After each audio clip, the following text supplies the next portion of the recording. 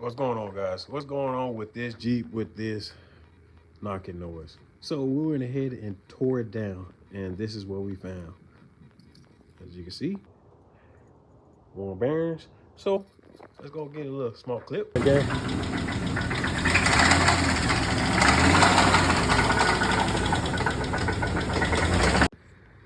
So we got the pan on, and we went ahead and unbolted the one that was making all the noise, and here is the rod bearings. So we're gonna go down there and take a look at the crank and the connecting rod. All right, so as you can see, that's your crankshaft, and next to it is the connecting rod. So we got some minimal scarring, nothing that can't be fixed. So what's the next step? Stay tuned for the next step. All right, guys.